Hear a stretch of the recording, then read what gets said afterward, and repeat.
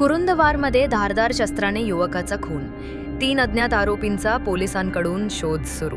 येथील मजरेवाडी रस्त्यावर रविवारी रात्री घडलेल्या प्रकाराने शहरात एकच खळबळ उडाली आहे. अक्षय दीपक चव्हाण, वय 26, रा कुरुंदवाड या युवकावर अज्ञात 3 आरोपींनी धारदार शस्त्राने गंभीर हल्ला करून खून केल्याची घटना उघडकीस आली आहे.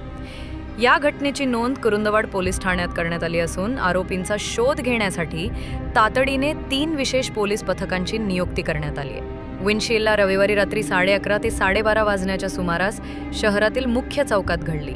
पोलिसांकडून मिळालेल्या प्राथमिक माहितीनुसार अक्षय चव्हाण आणि अज्ञात 3 आरोपी यांच्यात एकमेकांकडे खुन्नस नजरेने पाहण्याच्या किरकोळ कारणावरून वाद निर्माण झाला. त्याच वादाचे पर्यवसान हिंसक प्रकारात झाले आणि त्या 3 संशयितांनी अक्षयवर धारदार शस्त्राने सपासप वार करून त्याला गंभीर जखमी केले.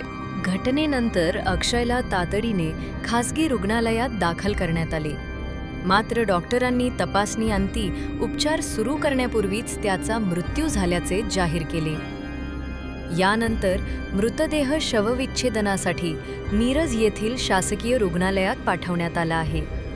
अक्षय चव्हाण याची गुन्हेगारी पार्श्वभूमी असल्याची माहिती पोलिसांनी दिली असून या खुनामागे कोणते नेमके कारण आहे याचा शोध घेणं सुरू आहे.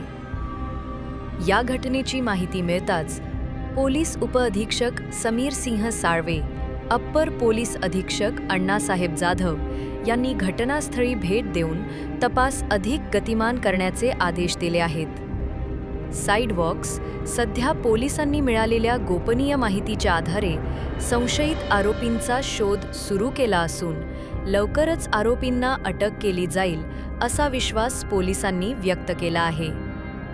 कुरुंदवार शहरात ही दुसऱ्यांदा घडलेली अशी प्रकारची घटना असल्याने नागरिकांमध्ये भीतीचे वातावरण पसरले आहे.